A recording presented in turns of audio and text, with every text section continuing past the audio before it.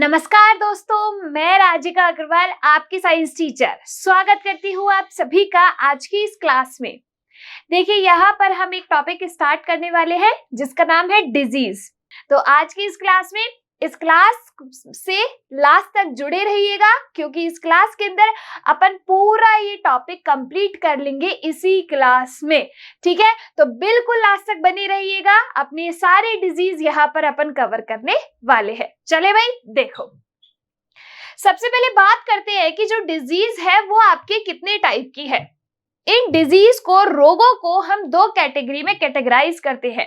कौन कौन सी है? पहली कैटेगरी हम रखते हैं संक्रामक रोग, जिन्हें अपन कहते हैं कम्युनिकेबल डिजीज। ये क्या होगी भाई? संक्रामक रोग क्या होते हैं? जो एक से दूसरे में फैल जाए। ठीक है भाई, एक से दूसरे में फैल जाए।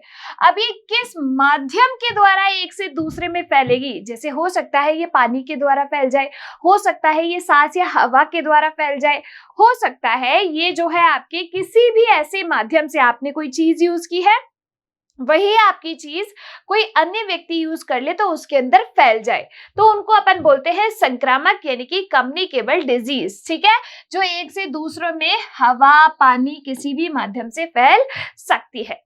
दूसरे आपके होते हैं असंक्रामक रोग, जो कि आपके क्या होते हैं? जो एक से दूसरे में नहीं फैलते। जैसे मान लो फॉर एग्जाम्पल मैंने यहां से ले लिया सिर दर्द। अब ये बात अलग है कि आपकी मम्मी के सिर में दर्द हो रहा है तो आपके पूरे घर में सिर दर्द होगा, सभी लोगों का, है ना।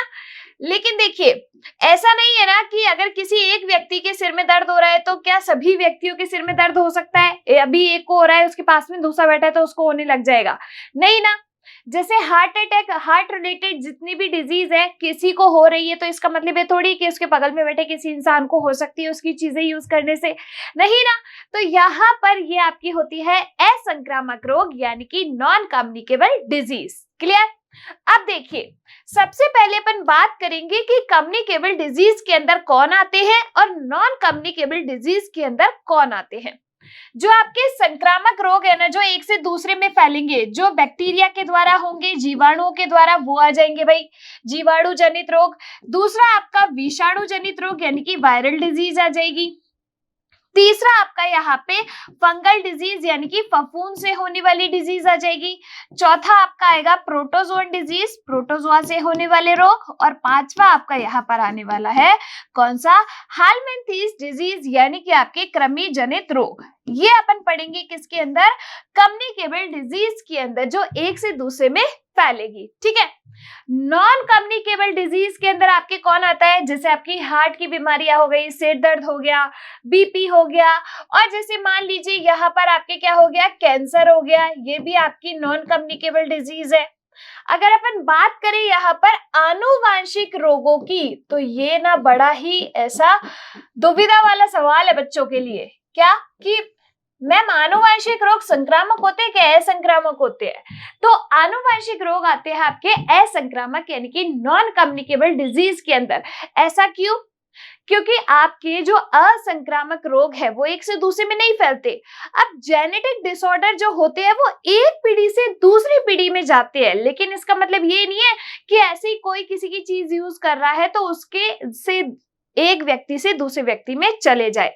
इसीलिए आपके आनुवंशिक रोग किसके अंदर आते हैं? असंक्रामक नॉन कम्युनिकेबल डिजीज के अंदर आते हैं।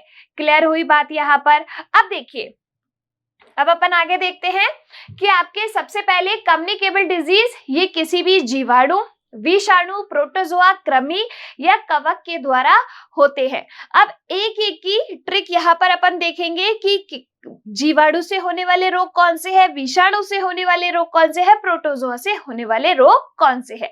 ठीक है, देखिए सबसे पहले जीवाणु की खोज जो है वो किसने की? आपके एंटोनी वॉन ल्यूवेनहॉक साहब ने की। इनको अपन क्या कहते हैं?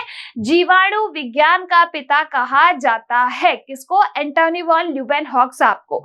इन्होंने ही आपके क्या की थी? जीवित कोशिका की खोज की थी। किसकी? जीवित कोशिका की खोज की आपकी किसने? यहाँ पर एंटोनी वॉन साहब ने की। इन्होंने ही आपके बैक्टीरिया यानी कि जीवाणु की खोज की। ठीक है, इन्होंने ये आपके स्पर्म सेल और आपके आरबीसी की खोज की। किन्होंने? एंटोनी वॉन साहब ने। क्लियर हुई यहाँ पर बात? अब देखिए, सबसे पहले बात करते हैं है बैक्टीरियल डिजीज की, बैक्टीरिया से होने वाले रोग की सबसे पहले अपन यहाँ पर बात करते हैं। इसके लिए एक ट्रिक आपको यहाँ पर लिखी गई है। क्या ट्रिक है अपनी यहाँ पर? रिया तो डिप्टी ट्रेन में न्यू टिकट पाकर कालसी का गाना गाए है। अब कहोगे कि मैडम इस ट्रिक से कैसे याद करें कि कौन कौन सी डिजीज है, तो अभी अपन बनाएंगे ना। देखिए, सबसे पहले आपको रिया से क्या याद रखना है? रिया से अपना क्या बन जाएगा? बैक्टीरिया। तो ये भी आपको याद रखने की जरूरत नहीं कि ट्रिक है किसकी। तो रिया से आप क्या बना लोगे? बैक्टीरिया, यानी कि बैक्टीरिया से होने वाली डिजीज के लिए आपकी ट्रिक है।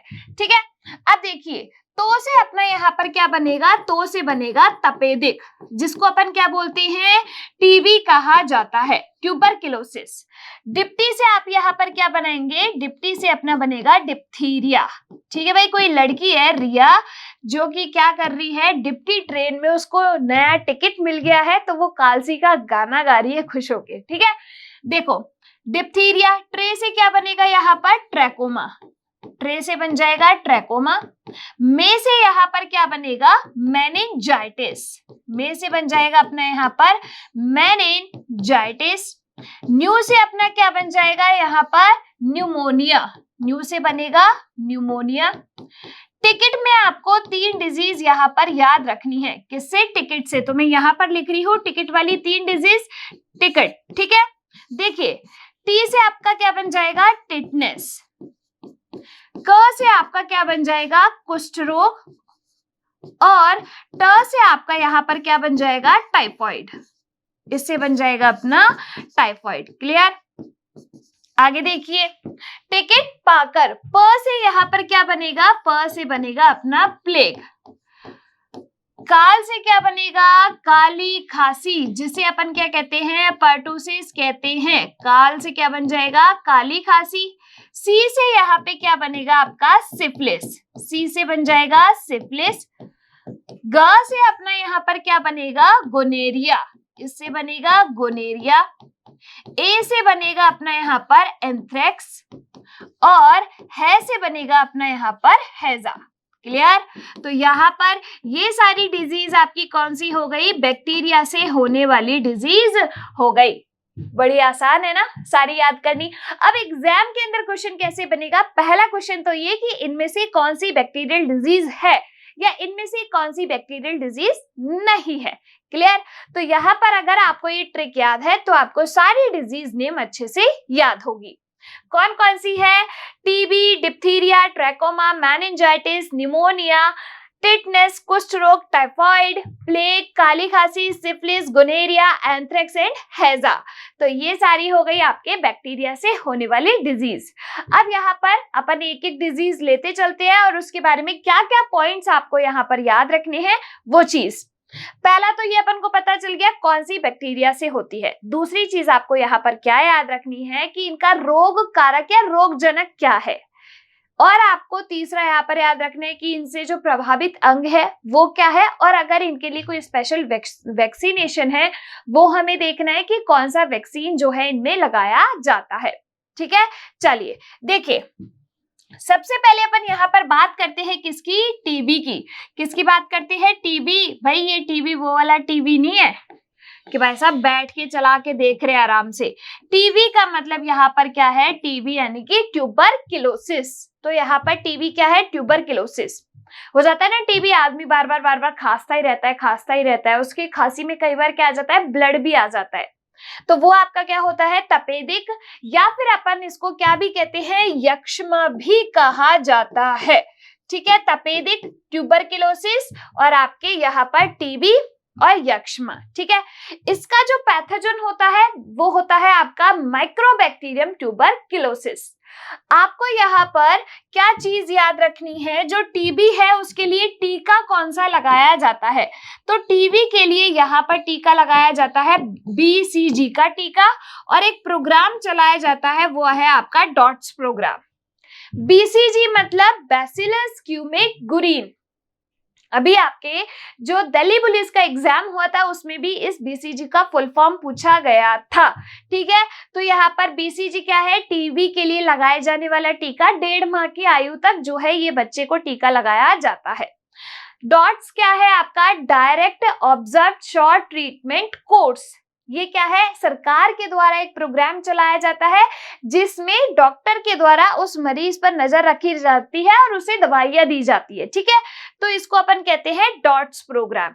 तो बीसीजी बैसिलस क्यूमेट ग्रीन और डॉट्स आपको यहाँ पर याद रखना है किसके अंदर? तपेदिक के अंदर, टीबी के अंदर। इसमें क्या करेगा? आपका जो श्वसन तंत्र है वो अफेक्ट होगा, बार बार खांसी आएगी, खांसी के साथ खून भी आता है। अब बात करते हैं यहाँ पर किसकी? डिप्थीरिया की। तो दूसरा अपना क्या है? डिप्थीरिया। तो देखिए जो डिप्थीरिया है, कोरोनोबैक्टीरियम डिप्थीरिया, इसका क्या है? पैथोजन है। इसके लिए एक वैक्सीनेशन होता है, वो आपका कौन सा है? डीपीटी का वैक्सीनेशन। कौन सा वैक्सीनेशन किया जाता है इसके लिए? डीपीटी का वैक्सीनेशन किया जाता है। देखो जो अपना डीपीटी है वो 3 चीजों के लिए लगाया जाता है। एग्जाम के अंदर कई बार क्वेश्चन बन चुका है कि जो डीपीटी वैक्सीनेशन है वो किस किस के लिए किया जाता है, किन 3 डिजीज के लिए किया जाता है। तो देखिए कौन कौन सी 3 डिजीज होगी आपकी डीपीटी के लिए? डिप्थीरिया, दूसरा है आपका पर्टुसिस। पर्टुसिस का मतलब क्या है यहाँ पर? काली खांसी, ठीक है। और टी से क्या बनेगा अपने यहाँ पर? टिटनेस। इन तीनों के लिए ये जो डीपीटी का वैक्सीनेशन है वो किया जाता है। एग्जाम में पूछा गया क्वेश्चन है और एग्जाम के पॉइंट ऑफ व्यू से इंपॉर्टेंट भी है, ठीक है। देखिए ये हो गया आपका कोरोनोबैक्टीरियम डिप्थीरिया, इसका पैथोजन हो गया। डीपीटी का इसके लिए वैक्सीनेशन किया जाता है। अब अपन बात करते हैं ट्रैकोमा की। तो भाई देखो ट्रैकोमा, ट्रैकोमाइसिटीज जो है इसका क्या है? पैथोजन है। आंखों से ट्रैक करते हो लोगों को, तो बस ऐसे याद रखना है। ट्रैकोमा के अंदर जो ऑर्गन अफेक्ट होगा वो आपका कौन होगा? आंख, यानी कि आपकी आईज, ठीक है। अगला देखिए, अगला अपना आता है मेनिंजाइटिस। क्या है? मेनिंजाइटिस। मेनिंगोकोकस मेनिंजाइटिस जो है इसका क्या है? पैथोजन है। जो आपका मस्तिष्क आवरण है वो इसमें अफेक्ट होता है। अगला है अपना न्यूमोनिया। तो न्यूमोनिया जो है आपके डिप्लोकोकस न्यूमोनी पैथोजन की वजह से होता है। अगला है अपना यहाँ पर प्लेग। जो प्लेग है ना, इसको अपन क्या कहते हैं? ब्लैक डेथ भी कहते हैं। क्या कहा जाता है इसको? ब्लैक डेथ भी कहा जाता है, या काली मौत भी अपन इसको कहते हैं प्लेग को। क्यों भाई? देखो इसका पैथोजन है, पहले तो आप याद रखिए, यर्सेनिया पेस्टिस। इसको ब्लैक डेथ इसलिए बोला जाता है क्योंकि एक बार यूरोपियन कंट्रीज में ये इतना ज्यादा फैल गया था कि इसको पेंडेमिक घोषित किया था, बहुत लोगों की एक साथ डेथ हो गई थी, इसीलिए अपन इसको क्या कहते हैं? ब्लैक डेथ नाम से जाना जाता है। क्लियर? जैसे कि कोरोना है उसको पेंडेमिक घोषित किया, ऐसे ही यहाँ पर प्लेग को भी पेंडेमिक घोषित किया गया। क्लियर? आगे देखिए, काली खांसी जिसे अपन क्या कहते हैं? पर्टुसिस कहा जाता है। इसके लिए जो पैथोजन है वो क्या होगा? हीमोफिलस पर्टुसिस, ठीक है। और इसके लिए जो वैक्सीनेशन होगा वो आपका होगा डीपीटी वैक्सीनेशन। अगला है अपना यहाँ पर सिफिलिस। देखो सिफिलिस और गोनेरिया ये दोनों क्या है आपके? ये दोनों है आपके एसटीडी, सेक्सुअली ट्रांसमिटेड डिजीज, यानी कि ये सेक्सुअल कॉन्टेक्ट या फिर सेक्सुअल इंटरकोर्स के दौरान एक पर्सन से दूसरे पर्सन में फैलती है। ये जो है आपके दोनों ही क्या है? बैक्टीरिया से होने वाली डिजीज है। सिफिलिस के लिए यहाँ पर जो पैथोजन होता है वो है आपका ट्रैपेनोमा पैलिडम, और गोनेरिया के लिए जो पैथोजन है वो है आपका यहाँ पर क्या? नाइजेरिया गोनेरियाई। अगला देखिए एंथ्रेक्स। एंथ्रेक्स जो है वो आपका पैथोजन है यहाँ पर बैसिलस एंथ्रेक्स। ये जो आपका एंथ्रेक्स है ना, इसको आगे जाके किसकी तरह भी यूज में लिया जाएगा? बायोलॉजिकल वेपन की तरह भी यूज में लिया जाएगा, क्योंकि ये जो है बहुत टाइम तक मृदा के अंदर बना रहता है, इसीलिए। लास्ट है अपना यहाँ पर क्या? हैजा। तो देखो हैजा जो है वो आपकी किसकी वजह से होता है? विब्रियो कोलेरी की वजह से होता है।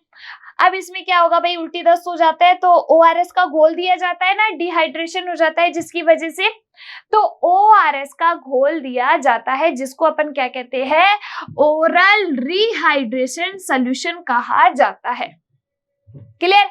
यहाँ पर देखिए आपके टिटनेस में जो आपके टिटनेस है उसको अपन क्या कहते हैं, इसको कहा जाता है धनुष टंकार।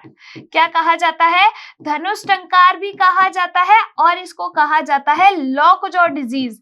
इसमें जो जबड़ा है ना वो जाम हो जाता है और जो शरीर है वो धनुष के आकार का हो जाता है, इसलिए अपन इसको क्या कहते हैं, धनुष टंकार या लॉकजॉ डिजीज कहा जाता है। एग्जाम के अंदर पूछा गया क्वेश्चन है ये, ठीक है।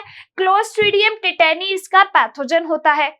अगला देखिए यहाँ पर क से है कुष्ठ रोग, जिसको अपन क्या कहते हैं, कुष्ठ रोग को कहा जाता है लेप्रोसी।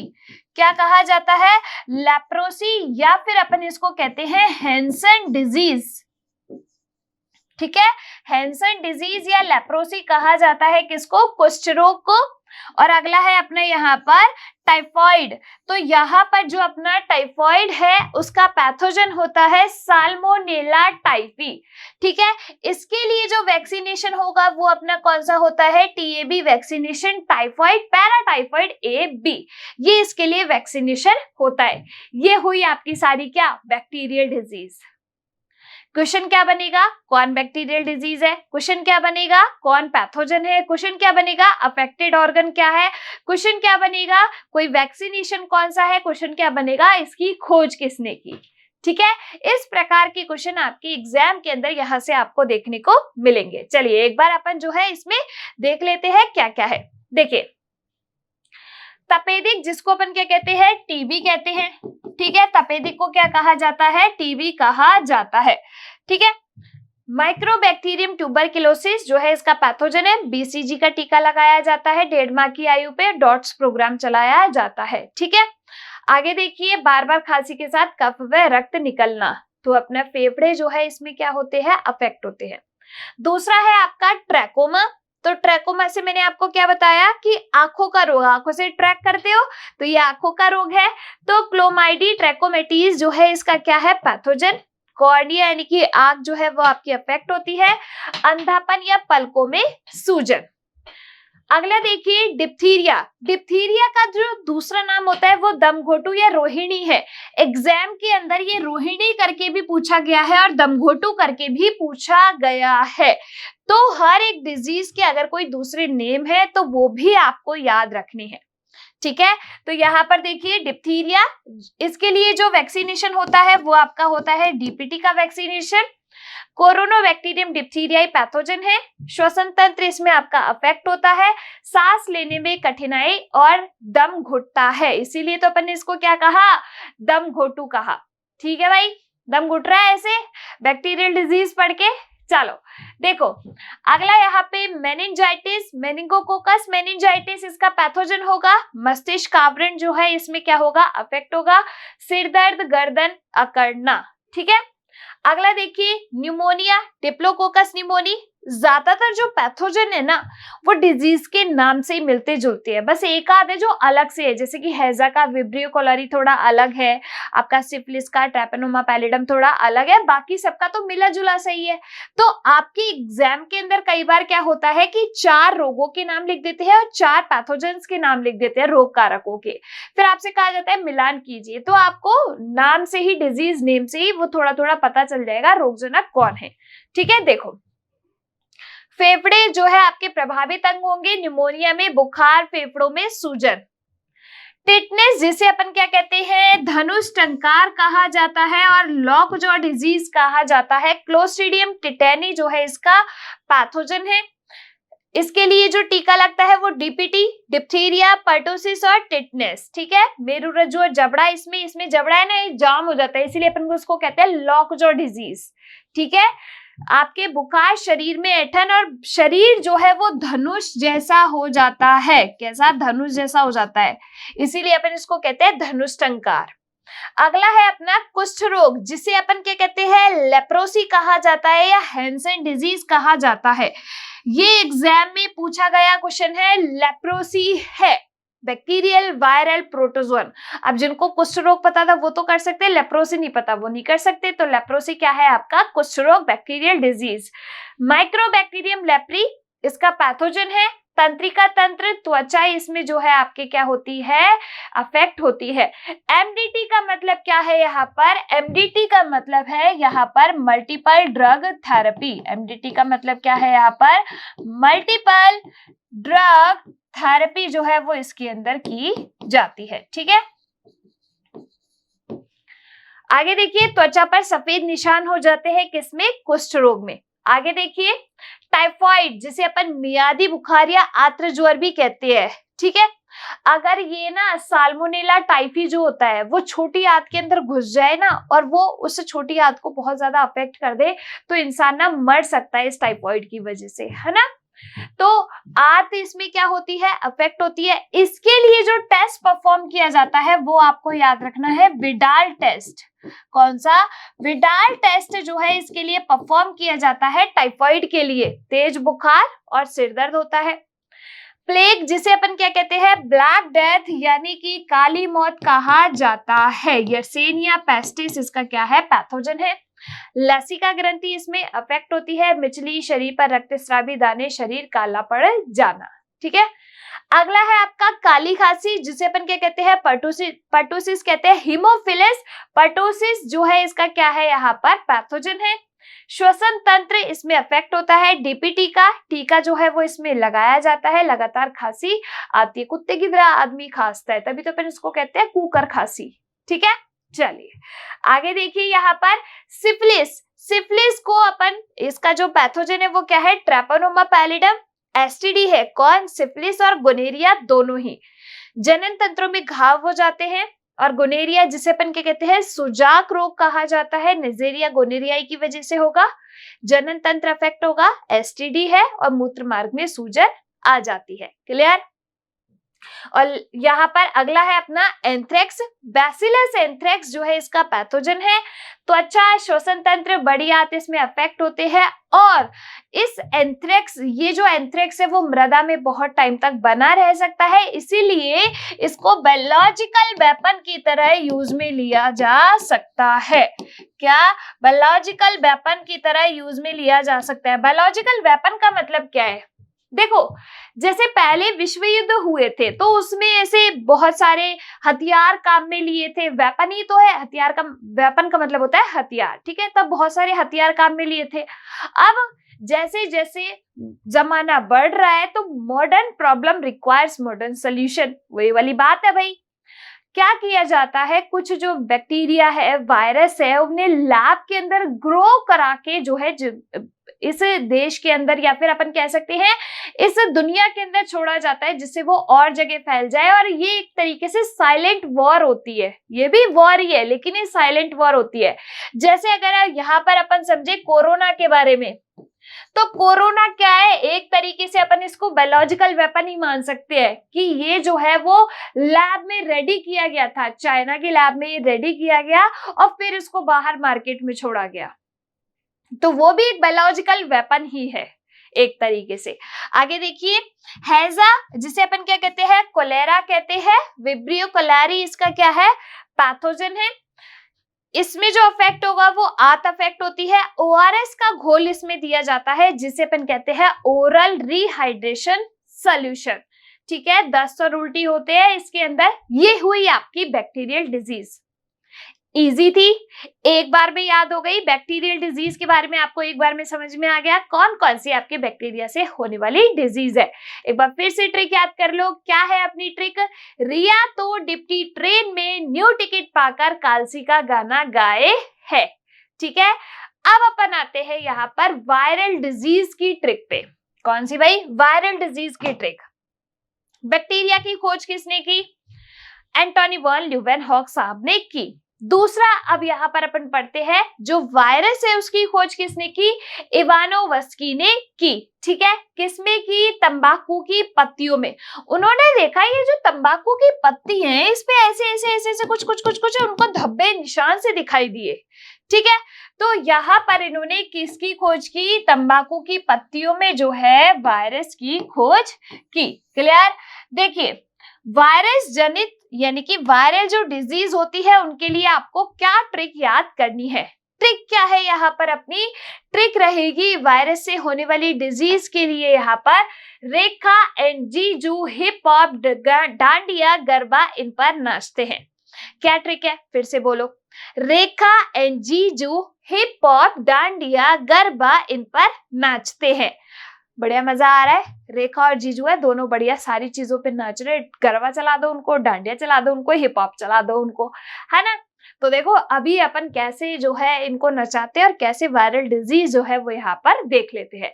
देखिए सबसे पहले बात करते हैं रे से। तो देखो भाई, रे से अपना क्या बनेगा? रेबीज। रे से क्या बनेगा? रेबीज। ख से अपना क्या बनता है यहाँ पर? खसरा, जिसे अपन कहते हैं मिजेल्स, ठीक है। एंड से अपना यहाँ पर क्या बनेगा? एड्स। क्या बनेगा? एड्स। जी से अपना यहाँ पर क्या बनेगा? Zika virus. जी से अपना बन जाएगा यहाँ पर जीका वायरस। जू से अपना यहाँ पर क्या बनेगा? जुकाम। हिप से अपना यहाँ पर क्या बनेगा? हेपेटाइटिस या हेपेटाइटिस अपन इसको बोल सकते हैं, हेपेटाइटिस। अगला प से यहाँ पर क्या बनेगा? पोलियो। प से अपना यहाँ पर क्या बनेगा? पोलियो। ड से अपना यहाँ पर क्या बनेगा? डेंगू। ड से बन जाएगा डेंगू।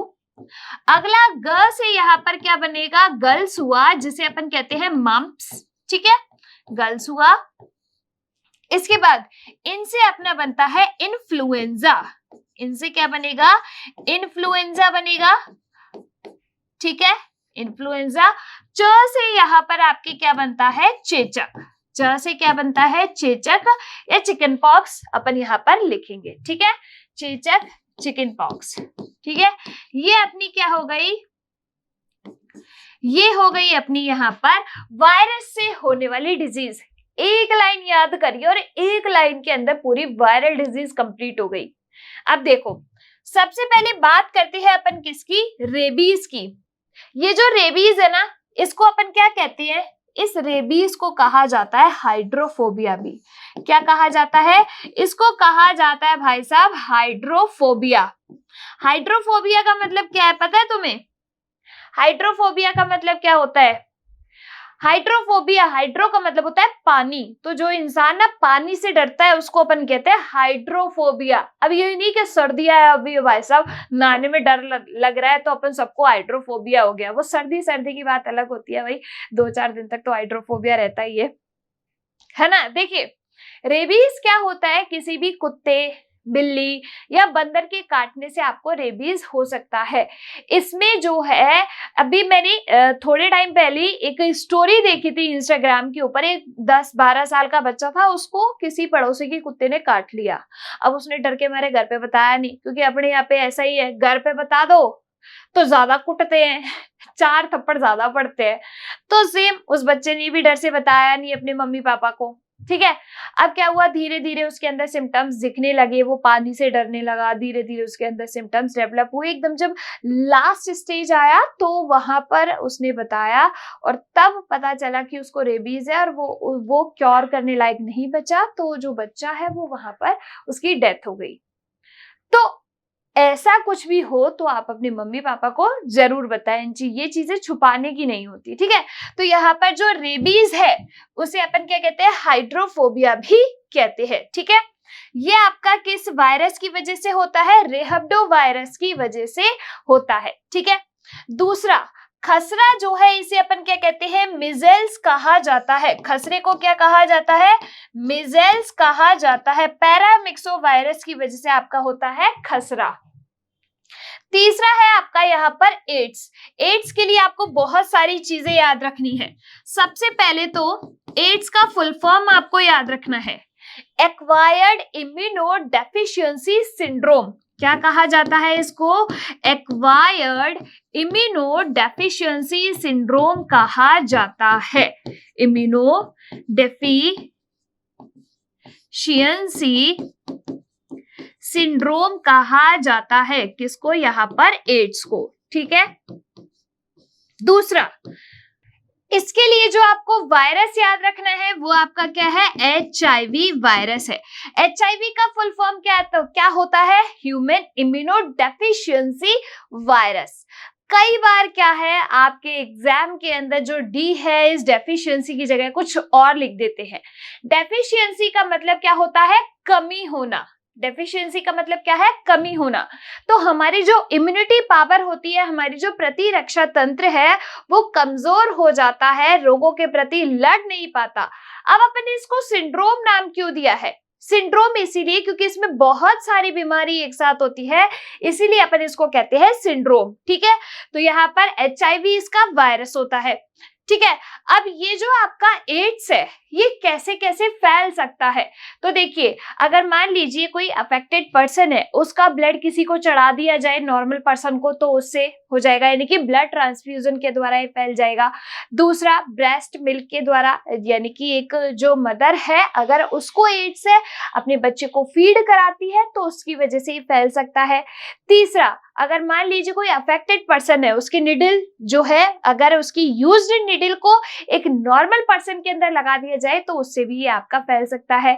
सीमेन यानी कि वीर्य के द्वारा भी ये जो है आपका फैल सकता है। क्लियर? तो यहाँ पर ये हुई कि किस तरीके से फैल सकता है।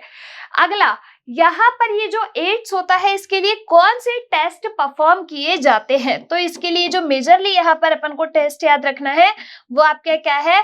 अलीसा टेस्ट है, एंजाइम लिंक्ड इम्यूनोसॉर्बेंट एसे। दूसरा जो टेस्ट है वो आपका है PCR, पॉलीमरेज चेन रिएक्शन। और तीसरा आपका यहाँ पर जो टेस्ट है वो है आपका WBT, वेस्टर्न ब्लॉट टेस्ट। सबसे ज्यादा जो पूछा जाता है वो अलीसा के बारे में पूछा जाता है। ठीक है, तो आपको यहाँ पर ये याद रखना है एड्स के बारे में। साथ के साथ एड्स कब सेलिब्रेट किया जाता है? तो 1 दिसंबर को जो एड्स डे है वो सेलिब्रेट किया जाता है। क्लियर? ये बात हुई एड्स की। अगला देखते हैं अपन जीका। तो जीका जो वायरस है वो आपके जीका वायरस की वजह से ही होगा। जुकाम, नॉर्मल कोल्ड जो अपना होता है, ठीक है, नॉर्मल कोल्ड। हेपेटाइटिस, देखिए ये जो हेपेटाइटिस है ना, ये हेपेटाइटिस वायरस की वजह से ही होगा। किसकी बीमारी है? ये आपके लीवर की बीमारी है। और आपके ये SSC CGL में शायद पूछा गया है कि आपका जो हेपेटाइटिस है ये किसका होने वाला रोग है। 4 ऑर्गन्स के नेम वहां पर लिखे हुए थे। तो ये किसकी बीमारी है? लीवर की, यानी कि यकृत की बीमारी है। देखो, लीवर में हमें पता है, यकृत में आपके कौन सी कोशिकाएं होती है? हेपेटिक कोशिकाएं होती है, हेपेटिक सेल्स होती है, लीवर जिन कोशिकाओं का बना होता है। तो इस लीवर की स्टडी को अपन क्या कहते हैं? हेपेटोलॉजी कहते हैं। ठीक है, और उसी से आपको याद रखना है हेपेटाइटिस। ठीक है, तो यहाँ पर ये जो लीवर है वो खराब होता है, क्षतिग्रस्त होता है, उसकी वजह से आपका हेपेटाइटिस हो जाता है। क्लियर? आगे देखिए, पोलियो, एंटेरोवायरस की वजह से आपके यहाँ पर क्या होता है? पोलियो होता है।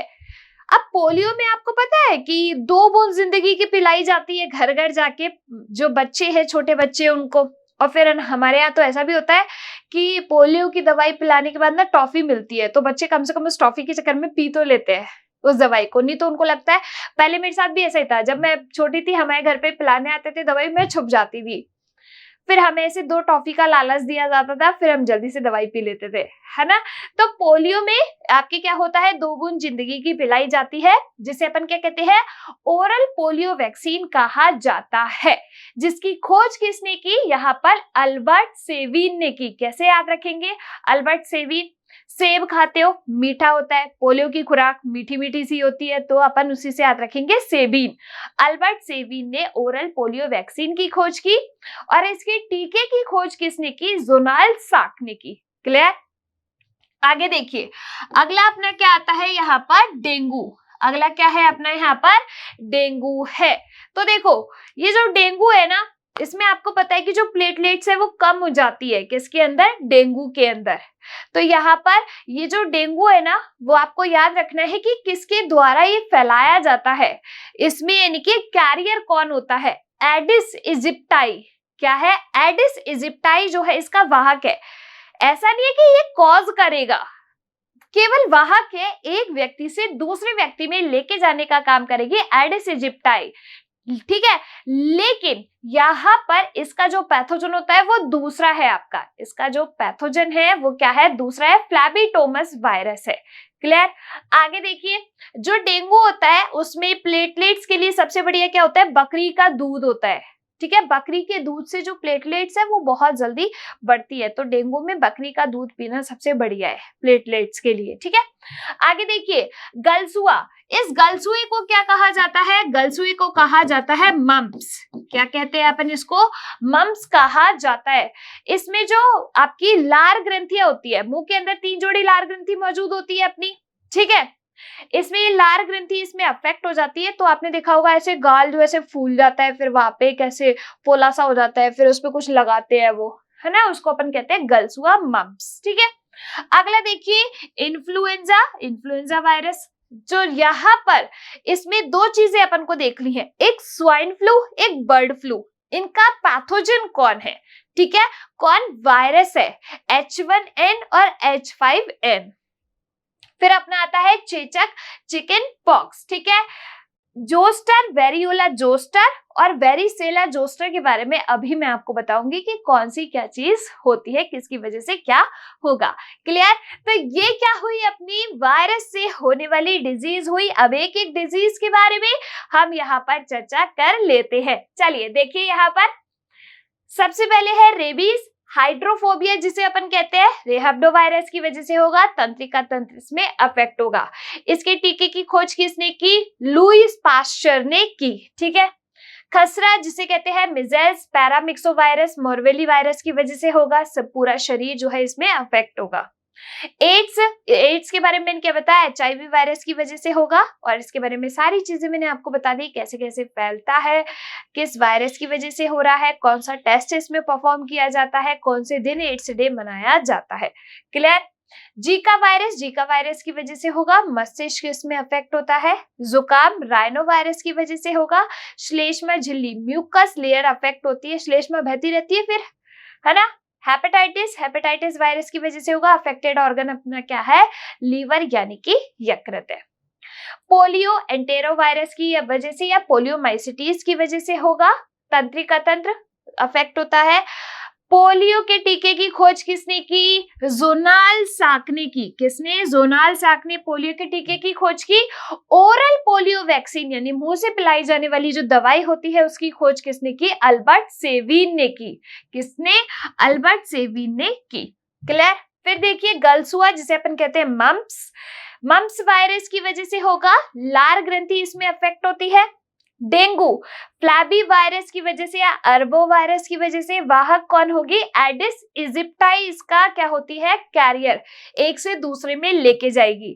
प्लेटलेट्स और अस्थियां जो है इसमें अफेक्ट होती है डेंगू के अंदर। क्या बढ़िया है इसके लिए, बकरी का दूध, क्या, गॉट मिल्क। ठीक है, बकरी का दूध जो है उसमें प्लेटलेट्स, उससे अपन की बढ़िया प्लेटलेट्स बढ़ जाती है। ठीक है, आगे देखिए, इन्फ्लुएंजा में स्वाइन फ्लू और बर्ड फ्लू। स्वाइन फ्लू के लिए पैथोजन है जो अपना H1N वायरस, और बर्ड फ्लू जो कि मुर्गियों के अंदर होता है वो H5N वायरस। ठीक है, फिर अपन आते हैं स्मॉल पॉक्स, यानी कि यहाँ पर लिखा है चेचक। देखो 2 चीजें आपको याद रखनी है, कौन कौन सी, एक अपनी है क्या, चेचक, ठीक है, जिसको अपन ने क्या बोला, स्मॉल पॉक्स बोल दिया। ठीक है, दूसरी अपनी यहाँ पर क्या होती है, छोटी माता। क्या होती है, छोटी माता, जिसे अपन क्या कहते हैं, चिकन पॉक्स कहते हैं, जिसे क्या कहा जाता है, चिकन पॉक्स कहा जाता है। अब आप कहोगे कि मैडम स्मॉल पॉक्स का नाम होना चाहिए छोटी माता, तो आपने चिकन पॉक्स का नाम क्यों रख दिया। तो बच्चे यहाँ पर उल्टा ही है, स्मॉल पॉक्स से आपका क्या, चेचक, और छोटी माता है आपके क्या, चिकन पॉक्स। देखिए क्या याद रखना है इसमें, जो आपका स्मॉल पॉक्स है, क्या, जो आपका स्मॉल पॉक्स है यानी कि चेचक है, वो आपका किस वायरस की वजह से होगा, आपके यहाँ पर ये होगा वेरियोला जोस्टर की वजह से। क्या होगा, वेरियोला जोस्टर की वजह से होता है। कैसे याद रखोगे इसको, देखो कैसे याद रखोगे, तो मॉल में बैठ के नहीं, किस में बैठ के, ओला में बैठ के, किस में, ओला में बैठ के अपन कहाँ जाएंगे, मॉल जाएंगे। क्या, तो वेरियोला जोस्टर की वजह से आपका स्मॉल पॉक्स हुआ। जब बात करते हैं अपन यहाँ पर चिकन पॉक्स की, किसकी बात करेंगे? जब चिकन पॉक्स की बात करते हैं तो आपको क्या याद रखना है? Varicella zoster. क्या याद रखना है? वेरिसेला जोस्टर याद रखना है। क्लियर? तो एक याद है तो दूसरा अपने आप याद रह जाएगा। एक याद है तो दूसरा अपने आप याद रह जाएगा। एक कैसे याद है? ओला में बैठ के मॉल में घूमेंगे, यानी कि स्मॉल पॉक्स होगा आपके वेरियोला जोस्टर की वजह से। अब देखिए, संपूर्ण शरीर जो है इसमें क्या होता है? अफेक्ट होता है। और इसकी खोज किसने की? टीके की एडवर्ड जेनर ने की। यानी कि पूरे शरीर पे आपने देखा होगा वो छोटे छोटे चकते से उभर आते हैं। ठीक है, ये अपनी क्या हुई? वायरल डिजीज की ट्रिक हो गई। क्लियर? बैक्टीरियल हो गई, वायरल हो गई। अब अपन यहाँ पर बात करते हैं किसकी? फंगल डिजीज की, फफूंद से होने वाली डिजीज की। लेकिन उससे पहले एड्स के बारे में जो मैंने आपको बताया है वो सारी चीजें देख लीजिए। इसका फुल फॉर्म क्या है? Acquired immunodeficiency syndrome. सिंड्रोम क्यों बोला है? बहुत सारी बीमारी एक साथ होती है इसलिए।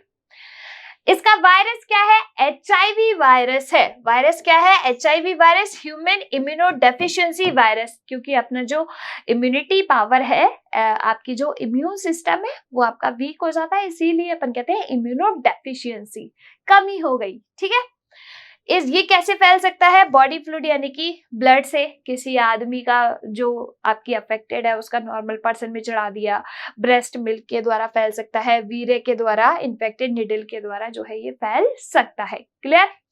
फिर आपके यहाँ पर एड्स डे कब मनाया जाता है? 1 दिसंबर को। और इसके लिए जो टेस्ट परफॉर्म किए जाते हैं वो आपके कौन कौन से हैं?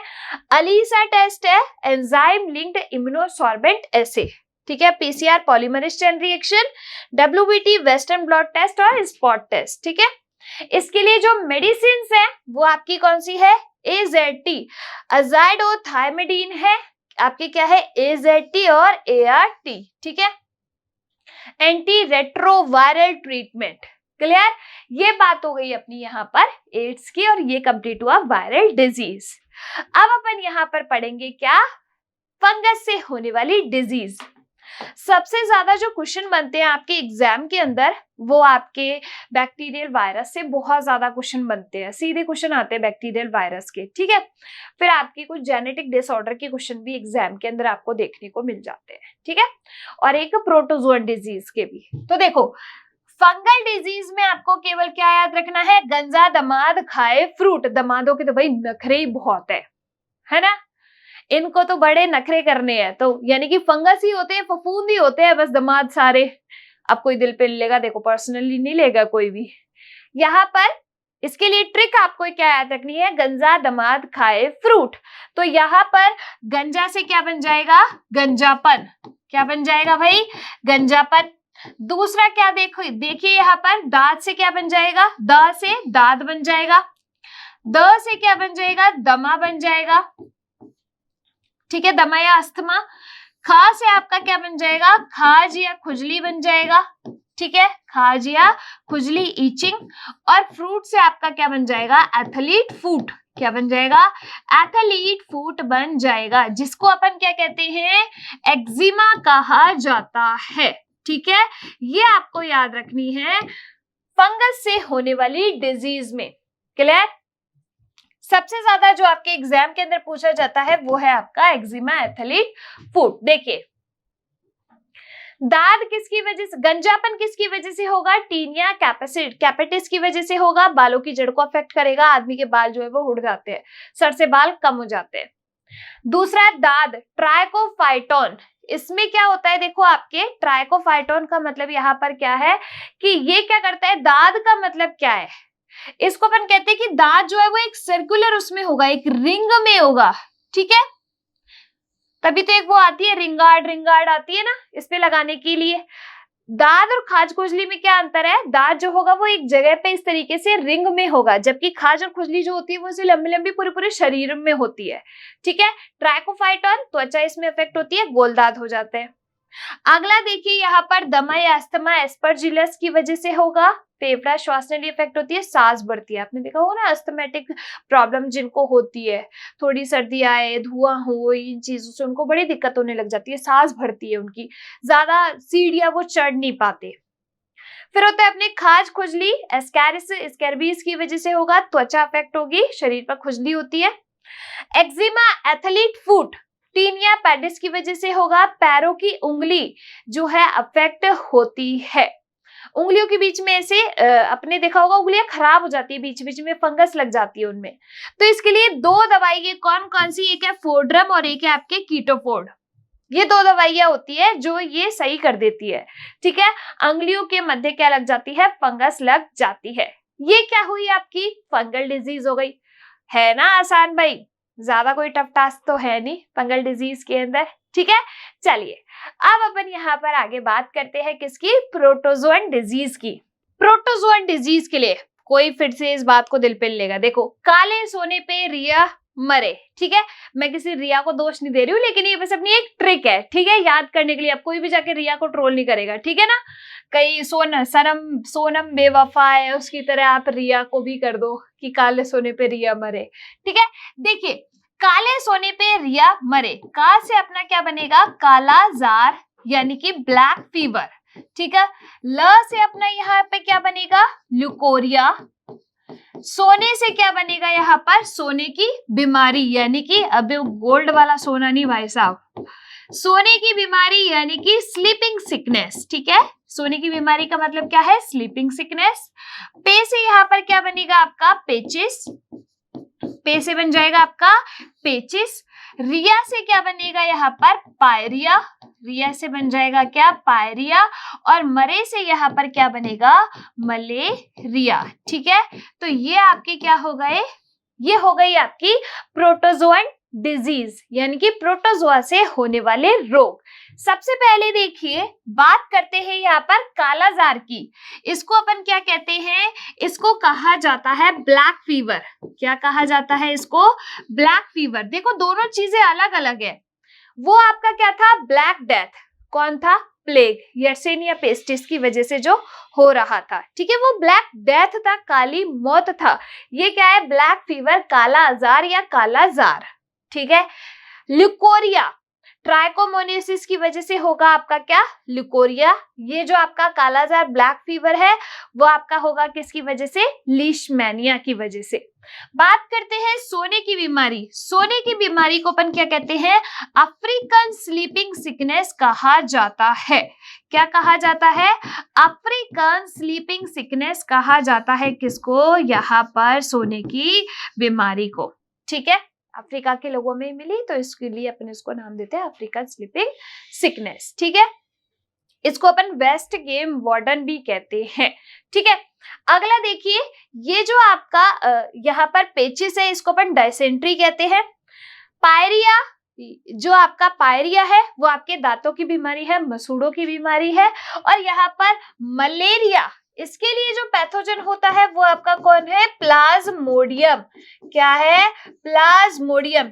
4 स्पीशीज होती है इसकी, Plasmodium falciparum, Plasmodium vivax, oval और मलेरियाई।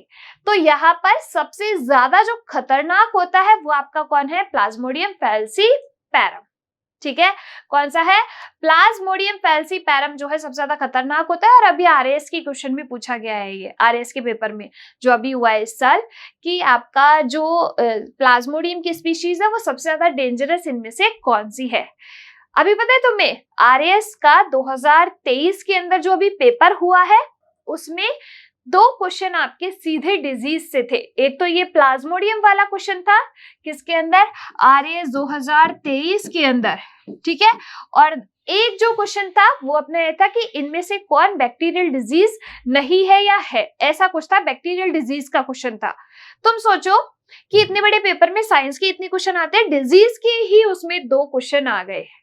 सोचो अब तुम, ठीक है। एक ब्लड ग्रुप का क्वेश्चन था उसके अंदर, एक आपके फूड न्यूट्रिशन वाले टॉपिक से था, प्रोटीन वाला, ठीक है। उसमें से आपको राइट और रॉन्ग स्टेटमेंट देखने थे, कौन से राइट है कौन से रॉन्ग है, ठीक है। तो यहाँ पर ये क्या हुई, आपकी प्रोटोजोआ से होने वाली डिजीज हो गई। यहाँ पर जो मलेरिया होता है ना, इसका वाहक कौन होती है, इसका वाहक यहाँ पर होती है फीमेल एनोफ्लीज। कौन, मदर एनोफ्लीज जो है इसकी क्या होती है, वाहक होती है। ये पता है आधा साइकिल इसका जो पूर्ण होता है, कंप्लीट होता है, वो ह्यूमन के अंदर होता है। आधा साइकिल इसका जो कंप्लीट होता है प्लाज्मोडियम का, वो किसके अंदर कंप्लीट होता है? फीमेल एनोफ्लीज के अंदर कंप्लीट होता है। यानी कि दो के अंदर अपने लाइफ साइकिल कंप्लीट करता है। कौन है? आपके प्लाज्मोडियम। फिर इसकी जो स्पोरोजोइट स्टेज आती है ना, वो खतरनाक होती है, वो बीमारी करती है। कौन सी? मलेरिया। क्लियर? चलिए एक एक के बारे में यहाँ पर देखते हैं। काला जार या काला ज्वर लीशमैनिया डोनोवानी की वजह से होगा। वाहक कौन होगी इसकी? बाल मक्खी। अस्थि मज्जा यानी कि बोन मैरो जो है वो अफेक्ट होता है। ल्यूकोरिया ट्राइकोमोनेसिस ये फीमेल्स के अंदर होता है। इसको अपन क्या कहते हैं? श्वेत प्रद्रव्य कहते हैं। श्वेत प्रद्रव्य कहा जाता है। जो फीमेल्स होती है उनसे उनकी जो वेजाइना है उसके थ्रू वाइट डिस्चार्ज होता है, उसको अपन क्या बोलते हैं? यहाँ पर उसको कहा जाता है ल्यूकोरिया। ट्राइकोमोनेसिस की वजह से होगा। फीमेल रिप्रोडक्टिव ऑर्गन जो है वो इसमें अफेक्ट होता है। ये एक तरीके से बीमारी नहीं है, ये जो है सही है, लेकिन बहुत ज्यादा एक्सेस में हो रहा है तो आपके यहाँ पर ये एक डिजीज कॉज कर सकती है। ठीक है, चलिए आगे देखिए। सोने की बीमारी जिसे अपन क्या कहते हैं? अफ्रीकन स्लीपिंग सिकनेस कहा जाता है। ठीक है, अफ्रीकन स्लीपिंग सिकनेस या फिर वेस्ट गेम वार्डन भी अपन इसको कहते हैं। क्या कहते हैं? वेस्ट गेम वार्डन भी इसको कहा जाता है। किसको? यहाँ पर सोने की बीमारी को, स्लीपिंग सिकनेस को। किसकी वजह से होगा? ट्रिपैनोसोमा की वजह से होगा। इसमें जो स्लीपिंग साइकिल है वो पूरा अफेक्ट हो जाता है। वाहक सीसी मक्खी, मस्तिष्क जो है वो अपना इसमें अफेक्ट होगा। पेचिस जिसे अपन डायसेंट्री कहते हैं, एंटमीवा हिस्टोलेटिका की वजह से होगा। वाहक कौन है? घरेलू मक्खी।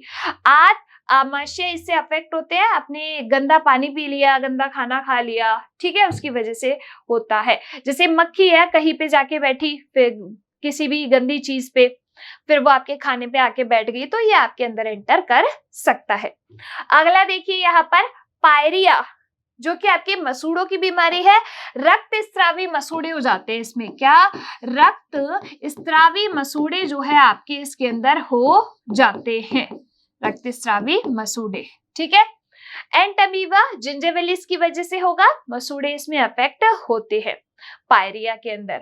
और मलेरिया, तो मलेरिया के लिए जो पैथोजन है आपका है प्लाज्मोडियम। रोग वाहक कौन है? फीमेल एनोफ्लीज है। एग्जाम के अंदर कई बार पूछा गया है और उसमें क्या करते हैं? फीमेल एनोफ्लीज की जगह मेल एनोफ्लीज लिख देते हैं। और इसके लिए जो प्रभावित अंग है वो आपका क्या है? लीवर है, आरबीसी है। ठीक है, इसकी जो 4 स्पीशीज होती हैं, कौन कौन सी है? इसकी 4 स्पीशीज अगर यहाँ पर अपन लिखे तो एक होती है आपके फैल्सीपैरम, एक क्या है आपके? फैल्सीपैरम मलेरियाई फैल्सीपैरम, एक होती है आपकी प्लाज्मोडियम फैल्सीपैरम। क्या? Oval Plasmodium falciparum, Plasmodium oval, Plasmodium vivax, और यहाँ पर फोर्थ आपका मलेरियाई। ठीक है, ये क्या होती है? इसकी 4 स्पीशीज होती है। सबसे ज्यादा जो खतरनाक है वो आपकी फैल्सीपैरम होती है। क्लियर? इसकी जो आधा लाइफ साइकिल है वो ह्यूमंस के अंदर पूरा होता है, आधा लाइफ साइकिल फीमेल एनोफ्लीज के अंदर कंप्लीट होता है। रोग कारक अवस्था स्पोरोजोइट स्टेज होती है। क्लियर? यहाँ पर ये हुई आपकी प्रोटोजोन डिजीज। क्लियर है सभी को यहाँ तक? अब अपन बात करते हैं आपके कृमि जनित रोगों की, यानी कि हेलमिंथीज डिजीज की।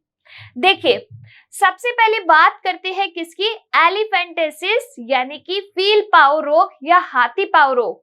जो पाव है ना, ऐसे हाथी की तरफ फूल जाता है, सूज जाता है। ये आपकी किसकी वजह से होता है? बुचेरेरियाई ब्रैंकोफटाई। पूरे पाव जो है एकदम हाथी की तरह हो जाता है। इसको अपन बोलते हैं क्या? फाइलेरिया एलिफेंटेसिस बुचेरेरियाई ब्रैंकोफटाई की वजह से होता है। अगला बाला या नारू रोग, ये किसकी वजह से होगा? ड्रैकेनकुलस मेनिनडेसी। इसको अपन क्या कहते हैं? गिनी वर्म डिजीज कहा जाता है। क्या कहा जाता है? इसको कहा जाता है गिनी वर्म डिजीज। क्लियर? तो ये हो गई आपकी कृमि जनित रोग। देखो भैया, बात ऐसी है कि अपन ने यहाँ पे पढ़ ली है कम्युनिकेबल डिजीज। मजे मजे में ट्रिक याद करिए और मजे मजे में अपने हो गए कम्युनिकेबल डिजीज पूरे। देखो बैक्टीरियल डिजीज हो गई, वायरल डिजीज हो गई, प्रोटोजोन डिजीज हो गई, फंगल डिजीज हो गई और आपके हेलमिंथेस डिजीज हो गई।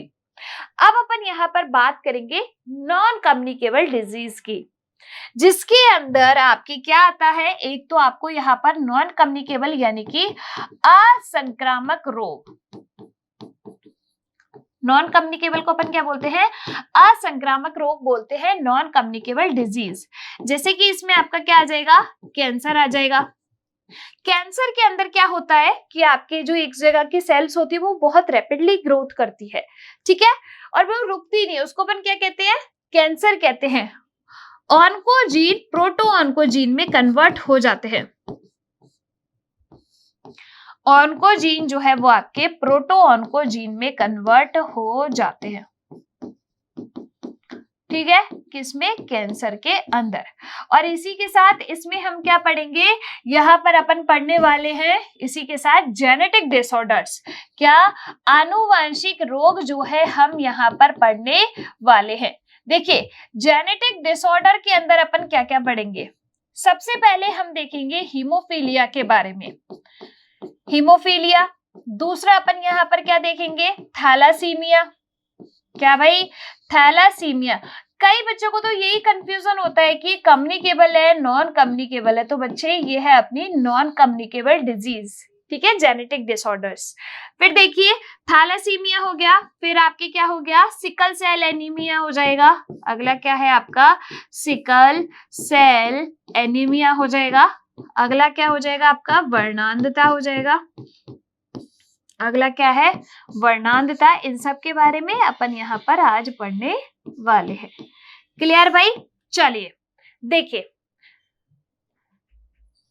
जेनेटिक डिसऑर्डर, डीएनए में उत्परिवर्तन से उत्पन्न हुए विकार। उत्परिवर्तन का मतलब क्या होता है, देखिए जैसे आपका ये क्या है, मान लीजिए डीएनए सीक्वेंस है, ये क्या है आपका एक डीएनए है, ठीक है, ये अब इस पे ये सीक्वेंस लगा हुआ है, 4 नाइट्रोजनी क्षारक होते हैं, ठीक है, अब ये सीक्वेंस लगा हुआ है। अब यहाँ पर मान लीजिए ए के सामने जो दूसरा स्टैंड है उस पे क्या आना चाहिए, ए किसके साथ पेयर करता है, ए थायमीन के साथ, यानी कि एडेनिन थायमीन के साथ जुड़ता है और साइटोसिन जो है वो ग्वानिन के साथ जुड़ता है। तो यहाँ पर क्या आना चाहिए, एडेनिन के साथ थायमीन आना चाहिए, थायमीन के साथ एडेनिन, साइटोसिन के साथ ग्वानिन, ग्वानिन के साथ साइटोसिन, फिर यहाँ पर साइटोसिन, यहाँ पर ग्वानिन, यहाँ पर थायमीन, यहाँ पर एडेनिन, यही आना चाहिए। बट कई बार क्या होता है कि आपके यहाँ पर मान लीजिए इसकी जगह सी की जगह यहाँ साथ में जी आना चाहिए, तो जी की जगह यहाँ पर क्या आ जाता है, मान लीजिए ए आ जाए, जी की जगह क्या आ जाए, ए आ जाए या टी आ जाए या फिर सी ही आ जाए। तो यहाँ पर क्या हुआ, ये परिवर्तन हो जाता है, जिसकी वजह से आपके उत्परिवर्तन होते हैं, इनमें बदलाव हुआ, उत्परिवर्तन आ जाते हैं, इसी से आपके जेनेटिक डिसऑर्डर हो जाते हैं, माता पिता से बच्चों में स्थानांतरित होते हैं, ठीक है। सबसे पहले अपन बात करते हैं हीमोफीलिया की। देखो जो अपना हीमोफीलिया है ना, हीमोफीलिया डे कब मनाया जाता है, पहले तो ये देख लो, हीमोफीलिया डे जो है अपना बनाया जाता है 17 अप्रैल को। इसके बाद देखिए हीमोफीलिया को अपन रॉयल डिजीज भी कहते हैं।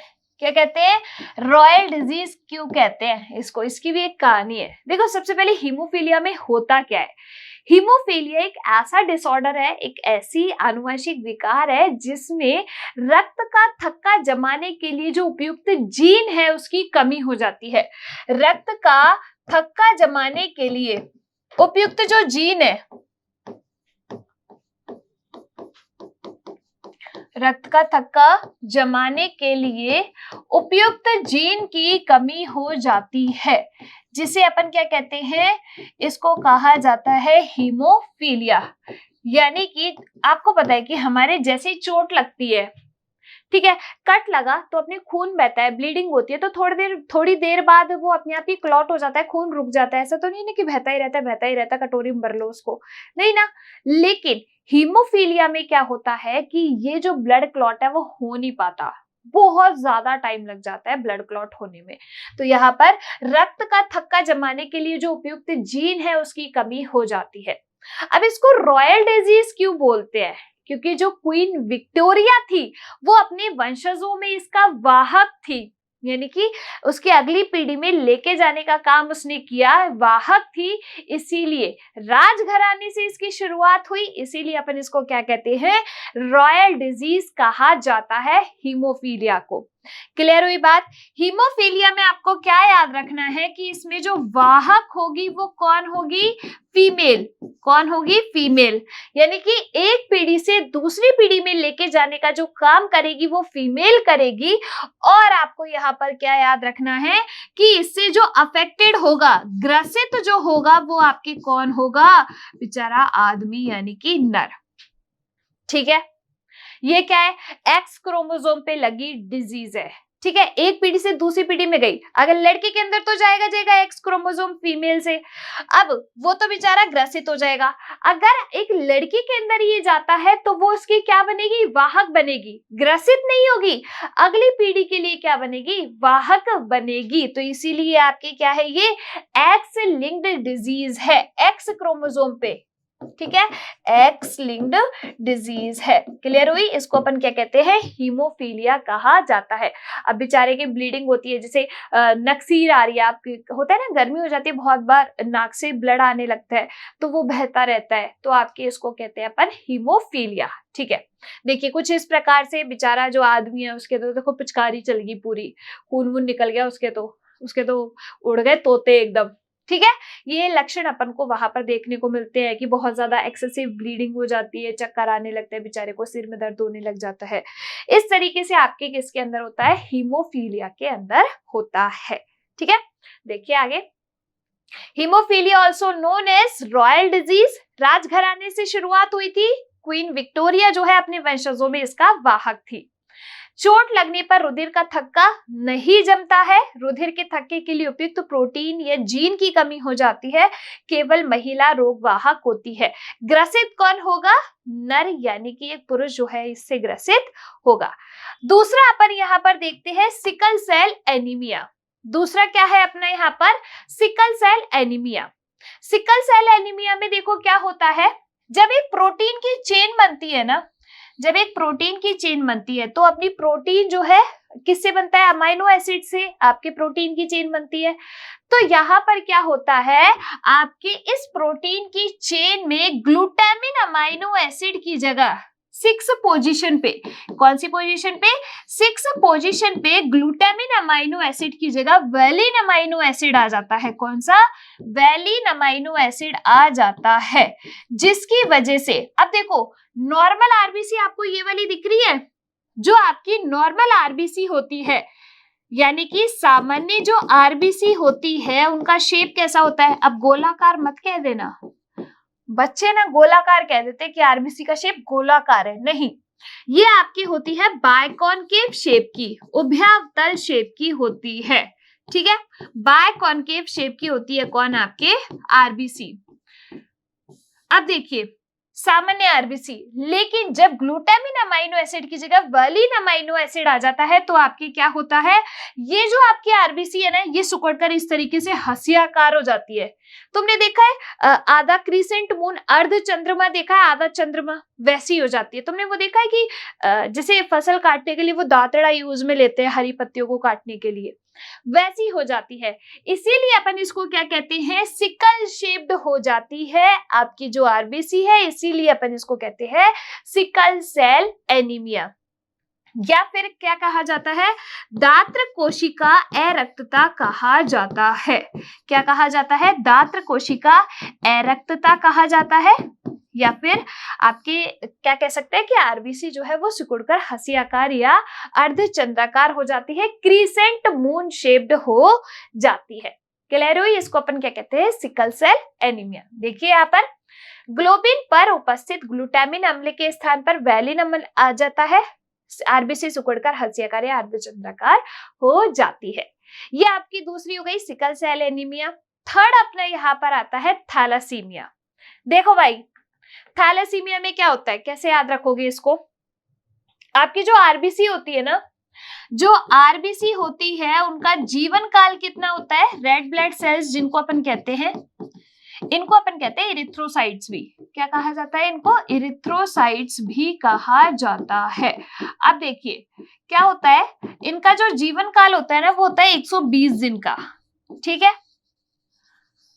अब कई बार क्या होता है कि आपके यहाँ पर थैलासीमिया में क्या होता है कि जो आरबीसी है वो जल्दी जल्दी नष्ट होने लग जाती है। 40-50 दिन में इनका गेम ओवर हो जाता है। 40-50 दिन में ये नष्ट होने लगती है, आपके आरबीसी का नंबर कम हो जाता है। आरबीसी कम हो रही है तो आपकी हीमोग्लोबिन भी तो कम बनेगा ना, हीमोग्लोबिन नहीं बनेगा तो एनीमिया तो होगा ही ना। जब ऑक्सीजन नहीं मिलेगी सेल्स को, क्योंकि हीमोग्लोबिन क्या करता है, आपके गैसेस ट्रांसपोर्ट का काम करता है ना, ऑक्सीजन को लिफ्ट देके पहुंचाता है ना सब जगह। जब हीमोग्लोबिन नहीं बनेगा तो ऑक्सीजन नहीं मिलेगी। तो यहाँ पर थैलेसीमिया के अंदर आप कैसे याद रखोगे कि जो आरबीसी का थैला है वो जल्दी जल्दी खाली होने लग जाता है, आरबीसी का नंबर कम हो जाता है। ऐसी स्थिति में जो आदमी है, यानी कि जो भी ग्रसित व्यक्ति है, उसको बार बार रक्त चढ़ाया जाता है। इसको अपन कहते हैं थैलासीमिया। देखिए, हीमोग्लोबिन निर्माण की प्रक्रिया में गड़बड़ी से उत्पन्न हो जाती है, आरबीसी तेजी से नष्ट होने लगती है। इसको अपन कहते हैं थैलासीमिया। क्लियर? अब बात करते हैं कलर ब्लाइंडनेस की, यानी कि वर्णांधता की। ये जो कलर ब्लाइंडनेस है इसको अपन क्या कहते हैं, रंगांधता भी कहते हैं। ट्रैफिक लाइट पता है तुम्हें? ट्रैफिक लाइट में कौन कौन सी लाइट होती है? रेड, ग्रीन, येलो, ठीक है। देखिए, येलो को हटा दीजिए, रेड और ग्रीन रखिए, यानी कि लाल और हरी। साथ के साथ आप एक ब्लू कलर भी ले लीजिए, नीली भी ले लीजिए, ठीक है। तो आपके जो पर्सन कलर ब्लाइंडनेस होती है, जिसको यानी कि जिसको वर्णांधता होती है, वो इन तीन कलर को डिफरेंशिएट नहीं कर पाता, उनको पहचान नहीं पाता कि लाल कलर है कि हरा कलर है कि ये आपके यहाँ पर नीला कलर है। तो इसको अपन कहते हैं वर्णांधता। देखो, दो चीजें होती है, एक होता है आपका नाइट ब्लाइंडनेस, एक क्या होता है आपका नाइट ब्लाइंडनेस, और दूसरा आपका क्या होता है कलर ब्लाइंडनेस। दोनों में क्या डिफरेंस है? नाइट ब्लाइंडनेस जो आपके होती है ना यहाँ पर, उसको अपन कहते हैं रतौंधी रोग। तुम्हें पता है रतौंधी रोग कैसे होता है? पता ही है तुम्हें, विटामिन पढ़े हैं ना। तो देखो, विटामिन ए की जब डेफिशिएंसी हो जाती है तो यहाँ पर आपके नाइट ब्लाइंडनेस होती है, इंसान को रात में नहीं दिखता, जो कि आपके विटामिन डेफिशिएंसी डिजीज है। जब अपन बात करते हैं कलर ब्लाइंडनेस की, तो ये क्या है, आपका आनुवंशिक विकार है। ये क्या है, आपका आनुवंशिक विकार है। इसमें इंसान जो है वो लाल, हरे, नीले कलर को पहचान नहीं पाता। इसको अपन कहते हैं कलर ब्लाइंडनेस, ठीक है। एग्जाम के अंदर पूछा गया है ये क्वेश्चन आपका। इस तरीके की प्लेट आपको दिख रही है, इस पे कलर दिख रहे हैं, दिख रहे हैं, देख लो भाई, नहीं दिख रहे हैं ना। अगर तुमको पहचान में नहीं आ रहा तो यानी कि तुमको कलर ब्लाइंडनेस है, जाके चेक करा लो एक बार, क्योंकि आपके जो एसएससी की जो एग्जाम्स होते हैं उनमें मेडिकल होता है, तो कलर ब्लाइंडनेस टेस्ट भी वहां पर आपका होता है। देखिए, ये जो आपके कलर ब्लाइंडनेस होती है, ये इसमें वाहक कौन होगी?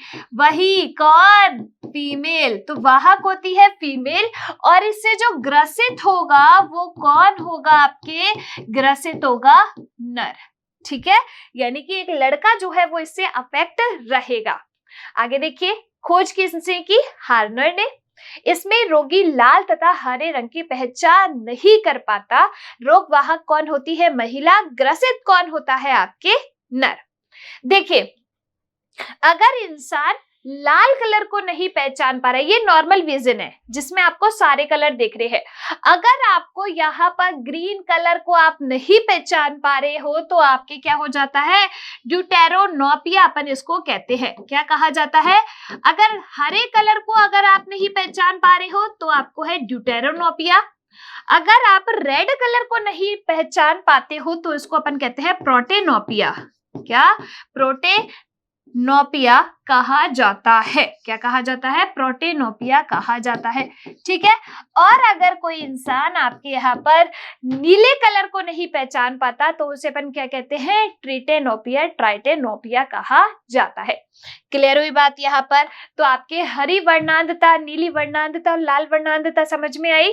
लाल वर्णांधता प्रोटेनोपिया, हरी वर्णांधता ड्यूटेरोनोपिया, ठीक है। और आपके नीली वर्णांधता आपके यहाँ पर क्या हो गई? ट्रिटेनोपिया, ठीक है। ये हुई आपके कलर ब्लाइंडनेस। आगे देखिए, अब अपन बात करते हैं जेनेटिक डिसऑर्डर में अपने पहले तो क्या पढ़ लिया, मेंडेलियन डिसऑर्डर देख लिए। अब अपन बात करते हैं क्रोमोसोमल डिसऑर्डर की, यानी कि गुणसूत्रीय विकारों की। आपके गुणसूत्र हमें पता है, हमारी कोशिका के अंदर जो गुणसूत्र है वो कितने हैं, 46 है। ठीक है, 46 गुणसूत्र होते हैं हमारे अंदर। अब इन गुणसूत्र का नंबर ऊपर नीचे हो जाए तो आपके कौन से विकार हो जाते हैं। देखो, ये जो आपके गुणसूत्र होते हैं ना, हमेशा पेयर के रूप में प्रेजेंट होते हैं, हमेशा जोड़े के रूप में मौजूद होंगे, गुणसूत्र हो चाहे जीन हो, ठीक है, दोनों ही आपके जोड़े के रूप में मौजूद होते हैं। तो यहाँ पर आपके जो 22 जोड़े होते हैं, यानी कि जो 44 गुणसूत्र है आपके, 44 गुणसूत्र वो आपके कौन से होते हैं, यहाँ पर अलिंग गुणसूत्र होते हैं, ऑटोसोम क्रोमोसोम जिनको कहा जाता है। ऑटोसोम क्रोमोसोम का मतलब है अलिंग गुणसूत्र, मेल फीमेल दोनों में सेम होंगे। आपके जो एक जोड़ा बचा है ये यहाँ पर क्या होता है, सेक्स क्रोमोसोम, यानी कि लिंग गुणसूत्र होते हैं। 2 गुणसूत्र जो होंगे वो लिंग गुणसूत्र होंगे। पहली चीज क्लियर। दूसरी चीज देखिए, नर के अंदर, मेल के अंदर जो कॉम्बिनेशन होता है वो होता है 44 प्लस XY। एग्जाम में क्वेश्चन पूछा गया है, मनुष्य का जो लिंग निर्धारण होता है किसी भी बच्चे का, वो किस गुणसूत्र के द्वारा होता है, तो Y गुणसूत्र ही सुनिश्चित करता है कि लड़का बने। तो लड़का बनने के लिए उत्तरदायी Y गुणसूत्र, ठीक है। और जो एक फीमेल होती है उसके अंदर कॉम्बिनेशन क्या होता है, 44 प्लस XX होता है, यानी कि जो नर है वो विषम युग्मजी है, जो मादा है वो सम युग्मजी है, होमोजाइगस है। क्लियर। अब देखो, इन गुणसूत्रीय विकारों को 2 कैटेगरी में कैटेगराइज करेंगे, अलिंग गुणसूत्रीय विकार और लिंग गुणसूत्रीय विकार, यानी कि जो ऑटोसोम पे होंगे वो और जो सेक्स क्रोमोसोम पे होंगे वो। आपको यहाँ पर ये ट्रिक याद करनी है, एग्जाम के अंदर ये देखने को नहीं मिलेगी, ये तुम्हें याद करने के लिए, ठीक है। 13 को पटाऊं, 18 को वर्ल्ड टूर कराऊं, 21 को डायमंड रिंग दिलाऊं। एक लड़का ना वादे कर रहा है स्टार्टिंग में, 18 को तो मैं तेरे को पटा लूंगा, रैप बना रहा है कोई, 18 को पटाऊं, 13 को पटाऊं, 18 को वर्ल्ड टूर करा दूं, 21 को डायमंड रिंग दिला दूं, बोल चलती है क्या, ऐसे ऐसे रैप बन जाता है, बस वही बात है। देखो, अगर 13वें जोड़े गुणसूत्र पर आपके यहाँ पर क्या हो जाती है, ट्राइसोमी हो जाती है, 2 की जगह, मैंने क्या कहा, जोड़े में मौजूद होते हैं, अगर 2 की जगह 3 क्रोमोसोम आ जाए 13वें नंबर पे, तो आपके कौन सा सिंड्रोम हो जाता है, पटाऊ सिंड्रोम हो जाता है। अगर 18वें गुणसूत्र जोड़े पर ट्राइसोमी हो जाती है, क्या होगी, ट्राइसोमी, यानी कि त्रिगुणसूत्रता हो जाती है। तो 18वें गुणसूत्र जोड़े पर अगर 3 गुणसूत्र आ जाए तो आपके कौन सा, वर्ड से आपको क्या बनाना है, एडवर्ड, तो आपके यहाँ पर एडवर्ड सिंड्रोम हो जाता है। और अगर 21वें जोड़े गुणसूत्र पर ट्राइसोमी हो जाती है तो आपके क्या हो जाता है, डायमंड से आपको क्या बना है, डाउन सिंड्रोम, ठीक है, जिसको अपन मंगोलिज्म भी कहते हैं, ठीक है, क्या कहा जाता है, मंगोलिज्म कहा जाता है। क्लियर हुई बात। तो ये तो क्या है आपके अलिंग गुणसूत्र 13, 18, 21। एग्जाम के अंदर क्वेश्चन क्या बनता है, 13वें गुणसूत्र पर ट्राइसोमी क्या कहलाती है, 18वें गुणसूत्र पर ट्राइसोमी क्या कहलाती है, 21वें गुणसूत्र पर ट्राइसोमी क्या कहलाती है, ऐसा क्वेश्चन बनता है। या फिर आपके जो गुणसूत्र कॉम्बिनेशन है वो दे दिया जाता है लिंग गुणसूत्र वाले में, ठीक है। देखो, लिंग गुणसूत्रीय विकार के लिए क्या ट्रिक याद करनी है, फिल्टर कब टर्न करना है। लड़की कह रही है कि भाई फिल्टर कब टर्न करना है बता दो, तभी फोटो लेंगे अब तो, है ना। देखो, फिल्टर से आपका यहाँ पर क्या बनेगा, क्लाइनफेल्टर, क्या बनेगा, क्लाइनफेल्टर सिंड्रोम। कब से आपका यहाँ पर क्या बनता है, जेकब सिंड्रोम। और टर्न से आपका यहाँ पर क्या बनता है, टर्नर सिंड्रोम। क्लियर। तो ये आपकी लिंग गुणसूत्रीय विकार है। चलिए देखिए, पटाऊ सिंड्रोम, 13वें जोड़े गुणसूत्र पर ट्राइसोमी हो रही है तो पटाऊ सिंड्रोम। टर्नर सिंड्रोम आपका किससे होता है, तो देखो, टर्नर सिंड्रोम जो होगा वो लड़कियों के अंदर होगा। जो टर्नर सिंड्रोम है वो किसके अंदर होगा, फीमेल्स के अंदर होने वाला है। जिसमें क्या होता है, एक एक्स क्रोमोसोम कम हो जाता है। तो हमें पता है नॉर्मल फीमेल के अंदर कॉम्बिनेशन क्या होता है, 44 प्लस XX, एक गुणसूत्र की कमी। तो यहाँ पर आपके जो कुल गुणसूत्रों की संख्या रह जाती है वो रह जाती है 45। एक गुणसूत्र कम हो जाता है, तो ये किसके अंदर होता है, फीमेल्स के अंदर। कौन सा, टर्नर सिंड्रोम। ठीक है, अब आपसे एग्जाम के अंदर क्वेश्चन कैसे बना सकता है, टर्नर सिंड्रोम और ये वाली चीज दे देगा ऐसे। ठीक है, तो आपको ऐसे जो है पहचानना है कि आपका कौन सा सिंड्रोम है। ठीक है, तो यहां पर देखिए अपन लिंग गुणसूत्रीय विकार में देखते हैं क्लाइनफेल्टर सिंड्रोम, दूसरा आपका कौन सा है, जेकब सिंड्रोम, इसको अपन क्रिमिनल सिंड्रोम भी कहते हैं। ठीक है, क्रिमिनल सिंड्रोम, और नेक्स्ट अपना क्या है, टर्नर सिंड्रोम। ठीक है, टर्नर सिंड्रोम। क्लाइनफेल्टर सिंड्रोम में क्या होगा, एक एक्स गुणसूत्र की वृद्धि होती है, 44 प्लस XXY हो जाता है, यानी कि टोटल गुणसूत्रों की संख्या हो जाती है 47। ठीक है, पुरुषों में होता है। जेकब सिंड्रोम में क्या होगा, एक Y क्रोमोसोम की वृद्धि हो जाती है, 44 प्लस XYY। ठीक है, ये आपके क्या हो जाती है, जेकब सिंड्रोम। जो क्लाइनफेल्टर सिंड्रोम है ना, उसमें लड़के के अंदर लड़की के कैरेक्टर आने लगते हैं, जैसे कि जो सेकेंडरी सेक्सुअल कैरेक्टर्स है उनका विकास होने लगता है फीमेल जैसे। ठीक है, फिर आपके टर्नर सिंड्रोम में ये होगा फीमेल्स के अंदर 44 प्लस X0, यानी कि गुणसूत्रों की संख्या रह जाती है कितनी, 45। ये होगा फीमेल्स में। क्लियर, यहां पर ऐसे क्वेश्चन आपके बनते हैं। देखिए 18वें जोड़े गुणसूत्र पर ट्राइसोमी एडवर्ड, 18 को वर्ल्ड टूर कराऊं और 21 को डायमंड रिंग दिलाऊं, तो यहाँ पर 21वें जोड़े पर अगर ट्राइसोमी है तो आपका है डाउन सिंड्रोम, यानी कि मंगोलिज्म भी अपन इसको बोलते हैं। मंगोलिज्म क्यों बोलते हैं, चेहरा मंगोलो जैसा हो जाता है, मुंह आंशिक रूप से खुला रहता है, जीभ पे खांच होती है।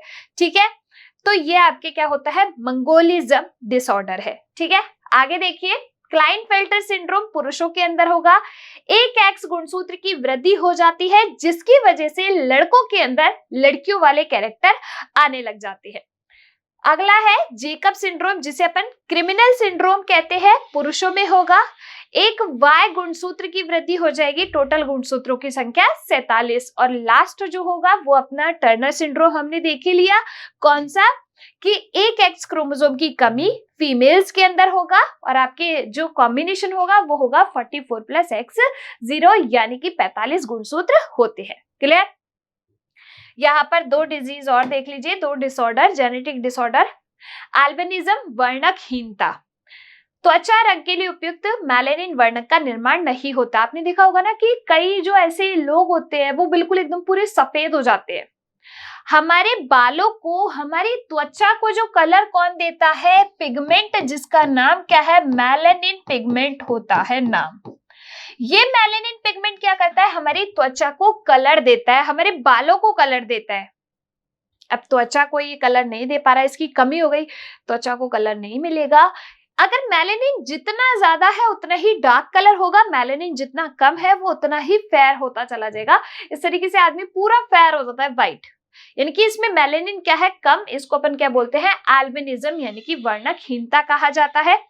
अगला है आपका एल्कैप्टोन्यूरिया, जिसमें क्या होता है, जो रोगी का मूत्र हवा के संपर्क में आने से कैसा हो जाता है, काला पड़ जाता है, यूरिन ब्लैक पड़ जाता है पूरा, उसको अपन क्या कहते हैं, एल्कैप्टोन्यूरिया कहा जाता है।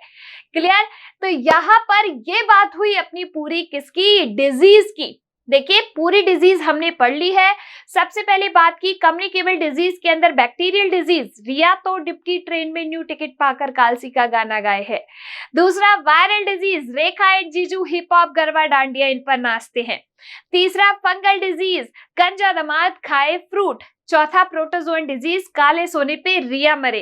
पांचवा अपन ने देखा यहाँ पर हेलमिंथ्स डिजीज। उसके बाद हमने देखा कम्युनिकेबल डिजीज, जो आपके नॉन कम्युनिकेबल डिजीज है उनके अंदर, तो जैसे कि अपन ने पढ़ा जेनेटिक डिसऑर्डर, सबसे पहले इसमें haemophilia, royal disease, thalassaemia, RBC का थैला, खत्म, आरबीसी जल्दी जल्दी नष्ट। तीसरा sickle cell anaemia, RBC sickle shaped, crescent, moon shaped, glutamine amino acid की जगह वेलिन अमाइनो एसिड। आपके चौथा है क्या, कलर ब्लाइंडनेस, वर्णांधता, लाल, हरी और नीली, ठीक है। इसके बाद हमने देखा क्रोमोसोमल डिसऑर्डर, आपके लिंग गुणसूत्रीय विकार, अलिंग गुणसूत्रीय विकार। अलिंग के लिए क्या याद रखना था, 13 को पटाऊ, 13वें जोड़े पर ट्राइसोमी, पटाऊ सिंड्रोम। 18 को वर्ल्ड ट्यूर कराऊ, 18वें गुणसूत्र पर ट्राइसोमी, एडवर्ड सिंड्रोम। 21 को डायमंड रिंग दिलाऊं, 21वें जोड़े पर ट्राइसोमी, डाउन सिंड्रोम, मंगोलिज्म जिसको कहते हैं, ठीक है। फिर अपना लिंग गुणसूत्र के लिए फिल्टर कब टर्न करना है, क्लाइनफेल्टर सिंड्रोम, जेकब सिंड्रोम और टर्नर सिंड्रोम। क्लाइनफेल्टर एक एक्स क्रोमोसोम ज्यादा पुरुषों के अंदर होगा, जेकब सिंड्रोम एक वाई क्रोमोसोम ज्यादा और टर्नर सिंड्रोम फीमेल्स के अंदर एक एक्स क्रोमोसोम की कमी। ये क्लियर हुई अपनी बात यहाँ पर रोगों की। मिलेंगे अगली क्लास में। अगर आपको क्लास पसंद आई हो फटाफट इसको लाइक करो। मिलेंगे अगली क्लास में, तब तक के लिए आप लोग खुश रहिए, स्वस्थ रहिए। धन्यवाद।